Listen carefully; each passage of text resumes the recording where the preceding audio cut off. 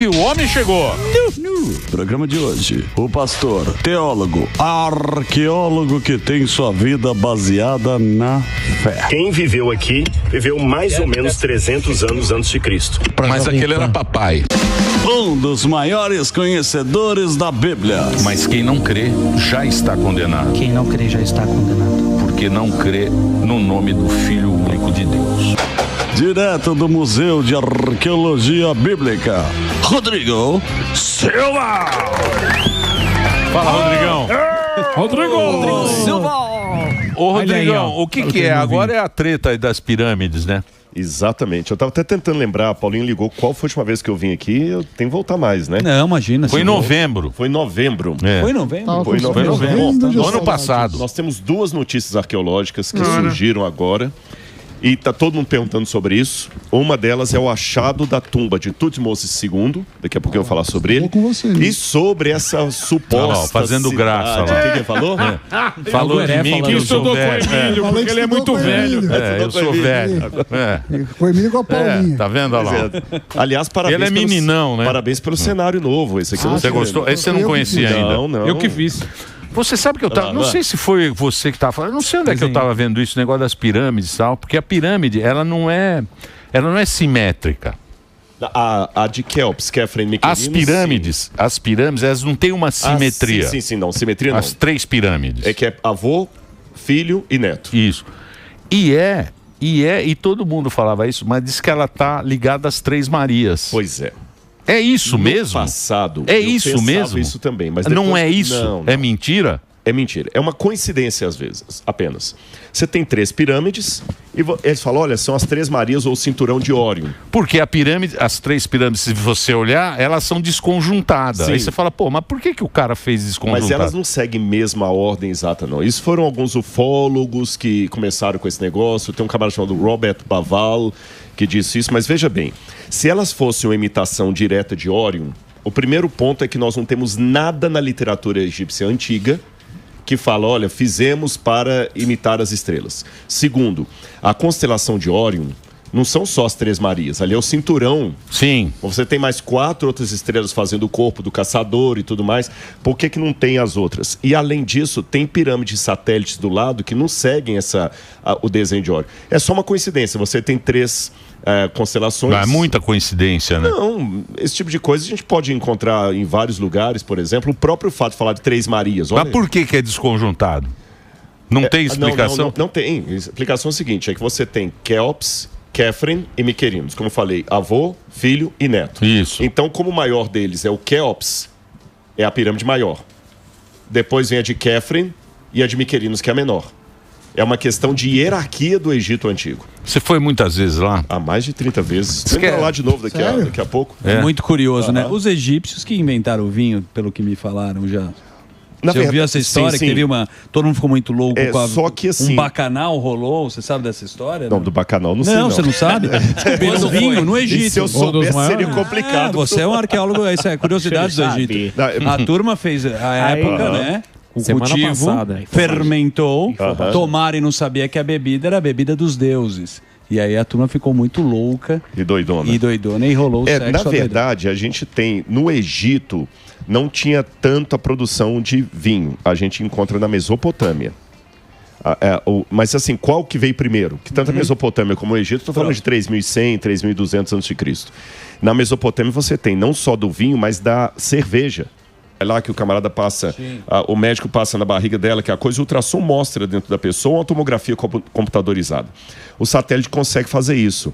Mas o máximo que eles foram nesse artigo científico foi 30 metros. 30 metros. Não daria. Agora, eles falaram que encontraram estruturas a 600 metros abaixo. Até uma foto, essa foto que está aparecendo aí, são estruturas cilíndricas que mediam 640 metros... e que a pirâmide estava acima dessas estruturas e abaixo das estruturas uma cidade imensa que foi encontrada. Acho que tem uma outra foto que eu mostro, o distúrbio da... Por que a pessoa inventa essa pataquada? É invenção. Mas eu por vou te que falar isso aí? por quê. Sensacionalismo. Todos os que estavam ali são pessoas envolvidas com hipnose, regressão a vidas passadas. Olha, é isso aí que eles falaram que encontraram. Ufologia... Só falta ser terraplanista, mas o resto tudo eles são ali. O bingo tá completo. O bingo tá ali. E o que acontece? Eles não publicaram nenhum artigo científico sobre isso. E já chamaram a imprensa, fizeram lá a imprensa e declararam isso aí, mas... Poxa, cadê o artigo científico publicado? E nós temos, por exemplo, um professor da Universidade de Denver, que ele é arqueólogo especializado em satélite, falou assim que é impossível um satélite medir com profundidade 600 metros. Não tem como. Não, o máximo é 30. Não tem como. Você entendeu? E não tem nenhum par que divulgue aquilo. E um detalhe, e na equipe, ninguém era arqueólogo, e o único que é egiptólogo... Mas egiptólogo, não como é que fala? Por autodidática. Sim. Um autodidata egiptólogo. O camarada universal. Exatamente. Então, assim, gente, é furado esse negócio. Não tem esse negócio de cidade debaixo das pirâmides. Eu não encontrei um arqueólogo ou egiptólogo sério que convalidou isso aí. É porque é esquisito. Por exemplo, UFO, né? Sim. Que é objeto voador. Primeiro cara que viu, que começou isso aí foi em 45, foi depois da guerra. Antes da guerra ninguém viu nada. Registro. Não tem nenhum registro. E aí o primeiro cara foi um tenente, um cara importante do exército, que falou isso aí. A partir disso surgiu um negócio. Mas você vê, se tivesse mesmo disco voador, os caras iam ver lá atrás, iam ver, né? E a equipe dos italianos. Esquisito isso, lá, né? Que eles são todos italianos, tá? O que menciona a Escócia é porque um deles fez doutorado na Escócia. Entendi. Mas nada invalida serem italianos ou brasileiros. Sim, o fato é que caso. eles não devem. Não, mas aí a gente desconfia muito. Se é brasileiro, se é brasileiro, a gente tem um o cara publicou. Mas, gente, é furado esse negócio. E outra, sabe o que eles falaram? Baseados no místico americano chamado Casey. Que ele falava que debaixo das pirâmides tinha a cidade perdida de Amenti. Putz. E essa cidade é igual o Bilu lá, o ET Bilu. O ET Bilu. Esse negócio assim, você entendeu? Diziam, por exemplo, esse místico americano, o Casey, ele falava que Atlântida existiu e que a Atlântida tinha tecnologia tremenda e que quando a Atlântida foi destruída, que os sacerdotes de Atlântida esconderam na cidade subterrânea, debaixo das pirâmides, todo o conhecimento tecnológico do mundo que nós nem temos ainda. Esse dia foi louco. Mas o professor, no Egito sempre teve, né, essa mística de que as pirâmides não seriam feitas pelos homens, não tem como e tal. Da onde que surgiu isso, o início disso tudo? Começou já com o sensacionalismo quando o primeiro que explorou as pirâmides que nós temos noção foi Napoleão Bonaparte. Acidentalmente, porque ele foi lá por uma questão de guerra. Ele estava guerreando contra a Inglaterra e queria interceptar o exército inglês, só que Napoleão levou uma grande milícia de historiadores da arte, arqueólogos, e começaram a escavar, encontraram a Pedra de Roseta, começaram a mapear tudo aquilo ali. E aí depois começou essa onda mística, de falar que as pirâmides tinham um formato para comunicar com os deuses, portais, assim e tudo mais. Todo esse misticismo, ele começa especialmente no início do século XIX, quando os Estados Unidos e a Europa estavam cercados de pessoas que diziam ter um contato sobrenatural com o mundo do além, com os mortos, e o Egito caiu tudo. A maçonaria, embora não tenha nada que ver com o triângulo agora, mas a maçonaria se inspira muito na questão egípcia, né? Embora ela comece na França, não tem nada a ver com os egípcios, mas se inspira, tanto é que tem a pirâmide ali e tudo mais. Mas isso não é ciência, isso não é nem teologia. Isso é apenas um achismo. E aí o pessoal vai começando a especular. E o grande problema hoje, vou falar com vocês qual é. É que a internet, ela popularizou o saber. Mas você tem um menino de 8 anos de idade escrevendo um post misturado com um doutor em certa área. Então, o pessoal coloca... Que é o Terra Plana, né? O Terra Plana voltou na internet. Na internet. Sim, mesmo. E hoje a pessoa engana, porque sempre é aquele negócio... Faz um vídeo bem feito. Vou dar uma dica para vocês, que vocês têm que olhar até comigo. Até com os vídeos que eu produzo, tá bom? Desconfie quando a pessoa começa a falar o seguinte: não, porque nos corredores do Vaticano alguém falou. Sim, é verdade. Você entendeu? Eu sempre procuro, é lógico, quando você está falando na internet, ou mesmo aqui na Jovem Pan, eu não tenho os dados que eu estou dando aqui, porque não é um artigo científico. Mas eu sempre procuro fazer citação de nomes e tudo mais, e vai no meu currículo Lattes, Tem artigos publicados. Sim. Agora, quando a pessoa começa a falar assim, não, porque um funcionário da NASA... sempre tem. Sabe que é o diferencial do seu trabalho? É que você mistura, né, a arqueologia com a Bíblia. E é isso que a gente fica super interessado. Você sabe que tem, quando o político está em hospital e fala assim, um médico do Einstein me falou... um médico do Einstein, ou do Ciro Libanês. Um médico ou um professor da USP. Sempre tem uma teoria da conspiração. Ou sempre uma frase de Clarice Lispector, né? Isso aí. Acho que dá para escrever uma enciclopédia Barça só com as frases que ela nunca disse. Agora, gente, eu sou um homem de fé, você sabe disso. Eu creio em Deus e eu tenho uma fé racional. Não racionalista, porém racional. Mas eu trabalho também com método científico. Sim. A gente está agora em março. Em julho eu estou voltando para as escavações que eu já falei. Lembra que as escavações sempre anotam? Claro. Continuamos escavando. Por isso que eu queria, desculpa até te interromper, mas é para esse lugar. Quando a gente fala do Egito, a gente está agora em Pêssar, que é a Páscoa, a festa da libertação. Exatamente. Tem alguma coisa na arqueologia que você já verificou? Porque para mim os hebreus que fizeram a construção das pirâmides do Egito, ou ajudaram pelo menos, ou as 10 pragas, tem alguma coisa relacionada que você já viu com seus próprios... Das pirâmides, não. Tá. Os hebreus não têm nenhuma lasca de pedra. Não. As pirâmides foram construídas em 2000... Bom, a primeira pirâmide, que é a pirâmide de Sácara, ela foi construída por volta de 3.100 a.C. A pirâmide de Quéops, Kefren e Niquerinos, 2.600. Depois disso, os egípcios pararam de colocar os faraós em pirâmides e passaram para o Vale dos Reis, onde encontraram essa do Tutmose II.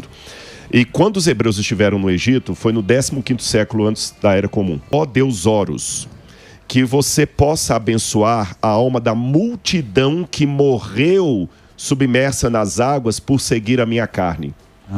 Que os corpos deles não continuem na putrefação, que eles encontrem ar para respirar. E tem o desenho lá de um exército inteiro afogado. Quando o Moisés abriu o mar, o exército... Exatamente. Foi atrás. Outra coisa curiosa... Quando Victor Loré encontrou a múmia do Tutmose III, o Tutmose III morreu com mais de 60 anos. Porém, a múmia que foi encontrada tinha 20 e poucos anos. Não é a múmia do faraó. Os egípcios sepultaram alguém no lugar do faraó. Provavelmente que ele morreu nas águas do Mar Vermelho. Outro detalhe, você tem o papiro de Puer, que está na biblioteca de Leiden, na Holanda, e esse papiro foi escrito por um egípcio, onde ele reclama com Deus Horus as tragédias, as desgraças que estavam acontecendo no Egito. As pragas. E ele menciona, o rio Nilo se tornou em sangue. Caraca, as trevas estão em toda parte. Os nossos filhos são mortos de maneira inesperada e os escravos estão saindo para o festival do Deus deles, levando no pescoço o nosso ouro. E os hebreus, quando saíram, eles levaram o ouro do Egito como indenização. E pelo menos 4 das pragas lá são mencionadas no papiro de Puer. Então tem muitas evidências que o Êxodo é um evento histórico. Sempre se briga por Israel. Agora... tem alguma coisa também ali naquele lugar que chama a atenção das pessoas. E eu não sei, em termos políticos, o que acontecerá lá daqui a 2 anos, 3 anos, porque tudo muda. Mas em termos escatológicos, de acordo com o Apocalipse, a Nova Jerusalém descerá do céu e o entendimento dos judeus, quando você lê o livro de Zacarias, é que ali será o lugar da Nova Jerusalém. Inclusive, numa tradição talmúdica, Jerusalém era o lugar do Jardim do Éden. Olha só. Isso é uma coisa interessante. A gente não pode provar, assim, arqueologicamente isso, mas tem essa tradição judaica que Jerusalém é o lugar onde era o Jardim do Éden. E mesmo o islamismo tem essa ideia também. Lógico, o Abrão, né? Também. O Abrão teve lá no Abrão, não, o Maomé. Maomé também sai do cavalo. Isso. Sai voando. Exatamente. É dali que ele ascende até o paraíso. A elevação, E os muçulmanos acreditam que o juízo final se dará em Jerusalém. Por isso que tem um cemitério muçulmano enorme lá. Aquela mesquita linda, né? O Domo da Rocha, né? E a mesquita de Al-Aqsa. Ali será o lugar do juízo final. Os cristãos também acreditam que ali será o lugar do juízo final. Porque Davi depois está enterrado. do milênio, ali que a Nova Jerusalém vai descer. E os judeus também acreditam que ali é o lugar do juízo final. Eu só sei que eu quero estar do lado do bem. É uma paróquia difícil de organizar, né? Não é? O Templo de Salomão, por aí. Mas olha que interessante. Eu falo que o Oriente Médio e Israel, ela é uma miniatura do que acontece na vida, com a própria religião. A religião, ela nunca deixa a pessoa neutra. A religião desperta o que as pessoas têm de melhor e de pior. Porque pode olhar, a religião tanto traz pessoas como Madre Teresa de Calcutá, como traz um louco como o David Koresh, que matou em nome de Deus. O único problema que eu repito a exaustão é que qualquer crime em nome de Deus fica mais hediondo. Então, religião, pode ter certeza, ela é uma potencialidade daquilo que você tem de melhor ou pior. Sim, mas eu acho que o grande ponto que você está levantando aqui são as teocracias, né? Quando a gente mistura a política com a religião. E esse local tem vários lugares onde a teocracia, ela não existe a democracia. Foi até bom você falar isso, que eu particularmente vou falar uma coisa que fora de contexto parece que eu estou sendo isentão, neutro demais e covarde. Não é isso. Se eu fosse, por ser um líder religioso também, e acreditar piamente na separação entre religião e Estado, você nunca vai me ver em público dando uma declaração política. Perfeito. Mesmo que alguma declaração possa parecer... Por quê? Separação igreja e Estado. Por quê? A partir do momento que eu estou falando, olha, o candidato à posição política B ou C, eu já estou defendendo uma causa, e se aqueles que pensam diferente de mim, eu estou teocratizando a política. Pode olhar, toda vez que vocês me perguntarem negócio de política, eu sempre respondo assim, olha, eticamente isso aqui, mas nunca assumo um partido... Eu entendo, mas eu acho que tem duas coisas em cima desse mundo que a gente está vivendo que ele não pode aceitar, que é a injustiça e a impunidade. Isso eu concordo. Porque isso a gente vê e a gente sabe, a gente não pode aceitar a impunidade e a injustiça. Não é? Perfeitamente. Só temos que ter a sabedoria de Jesus para saber os momentos de se posicionar e como. Estou falando agora como teólogo. Sim. Tá? Por quê? Uma vez, na época de Jesus, todo mundo queria quebrar o pau, tanto contra Roma, quanto a corrupção do templo. Ele era o líder bélico, né? Exatamente. Queria ele bélico. E Jesus queria Jesus bélico. Jesus poderia, por exemplo, imagina você seguir no exército de Jesus para uma revolução. Se alguém te ferisse, ele te curava. Se faltasse pão, ele multiplicava. Aí falaram, nós devemos dar tributo a César? Dá uma moeda aqui, por favor. Qual que é o rosto que tem aqui? Aliás, no museu nós temos moeda original da época de Jesus. Tem R$1. Ah, é de César? Dai a César o que é de César e a Deus o que é de Deus. O templo estava corrompido, mas Jesus foi lá no templo na peça, tá certo? Agora, houve momentos em que ele falou de Herodes, vá dizer para aquela velha raposa que eu vou ficar aqui e vou pregar e que eu não tenho medo dele. Então nós temos que... Jesus não foi aquele revolucionário Che Guevara que os judeus da época queriam. Ele não foi. Por isso ele decepcionou muita gente. E para terminar minha fala aqui, porque o nosso tempo está acabando... Pra nada, você que pensa. Você vai ficar até as 4 da tarde. Você acha que você manda no programa agora? Você viu ontem o Kleber Machado da Bíblia? Vai ser eu já vi coisas que o telespectador não viu, por isso que eu tô falando. Aqui nós está igual o Vilela, nós sequestra o convidado agora. Exatamente, mas por que Barrabás foi escolhido no lugar de Jesus pela multidão? Sabe por quê? Barrabás era o cara do vamos quebrar tudo. Ele não era um ladrão. O Barrabás era um líder político rebelde. E Jesus era o cara que falava, se alguém te bater numa face, oferece a outra. Era o cara que falava, meu reino não é desse mundo, é do outro. É o cara que falava, paga o imposto para César. Eu não vou fazer um levante contra César. E por isso, na época, Jesus foi entendido por muita gente como um isentão, como covarde, porque ele não usou o poder dele para enfrentar o sistema como eles queriam. Então, minha postura hoje, Emílio, eu concordo em gênero e grau. Porque lá a situação era bem complicada, né? Naquela época, né? Olha, vou dar um exemplo só. O templo não era mais comandado pelos levitas como Deus mandava no Antigo Testamento. Havia 4 famílias sacerdotais que comandavam o templo. Uma delas era a família de Caifás. E sabe o que eles faziam? Flávio José conta isso. Eles cobravam o dízimo dos outros levitas. O próprio sacerdote não dava o dízimo e ele mandava um cara ir lá na casa do levita bater e espancar a família do levita porque estava com o dízimo atrasado. Imagina um pastor que ele não devolve o dízimo e ainda manda capangas na casa de pastores menores, e esse pastor, para piorar, com força de lei, para comandar um santuário central da cidade. E por isso Jesus expulsou os vendilhões do templo. Mas, ao mesmo tempo, ele mandou Pedro pagar o imposto do templo. Então, hoje, eu tomo a postura assim, concordo com você. Hoje, o mundo precisa de homens que não se comprem nem se vendam. Pessoas que estejam, homens e mulheres, que estejam dispostos a ficar firme pelo que é correto, ainda que caiam os céus. O que eu peço é que eu seja fiel à minha consciência como a bússola o é ao polo. Essas frases são minhas, é de uma das pioneiras do Adventismo chamada Ellen White. Porém, Eu tenho que fazer isso com muita sabedoria, sem partidarismo, sem mistura de religião e política, sem mistura de igreja e Estado. Porque sem levantar bandeira. Sem levantar bandeira. Sem levantar bandeira. Esse é o ponto. É isso aí. Pô, obrigado. Valeu, Rodrigo. Gente, obrigado. Eu que agradeço. Rodrigo, sensacional. O Rodrigo tá lá no YouTube, você acompanha. Um convite rápido, já que eu tô com essa verdade aqui. Galera, no dia 26 de abril, nós teremos a segunda edição de Uma Noite no Museu. Tá bom? Opa! A gente teve a primeira, foram mais de 11 mil pessoas. Inclusive, vocês estão convidados a participar. Caramba! 11 mil. Parabéns. Parabéns. E agora vamos ter a segunda edição. Vou passar uma noite no museu falando sobre os últimos eventos da vida de Jesus, mostrando coisas que eu não mostrei no passado. Como é que faz para participar, Rodrigo? Entra na minha rede social, Rodrigo Silva Arqueologia. Clica lá, dia 26 de abril, sábado, confere se eu não falei besteira aqui, senão a Laura, minha esposa, vai brigar comigo. 26 de abril. É 26 de abril. Entra lá a partir das 20 horas. Entra no Rodrigo Silva Arqueologia. Você vai clicar lá e vai participar Uma Noite no Museu 2. Valeu, gente. E quando você vai lá para Israel? Eu vou dia 17 de julho. Opa! Aí tenho vontade de ir lá fazer esse passeio aí com você. Olha, vamos marcar. Depois a gente conversa fora do ar aqui. Deve ser emocionante, né? Eu acho que tem gente aqui que não acredita em Deus, não acredita em você. Não também. é isso. Aqui o Gueré tá querendo fazer um passeio. Esse aqui não acredita. Eu acredito. Esse aqui não ele é o sem alma. Vou levar o Emílio num passeio. Valeu, gente. O Emílio gosta de um passeio. Olha lá, ele gosta de fazer gracinha. Agora virou palhaço também.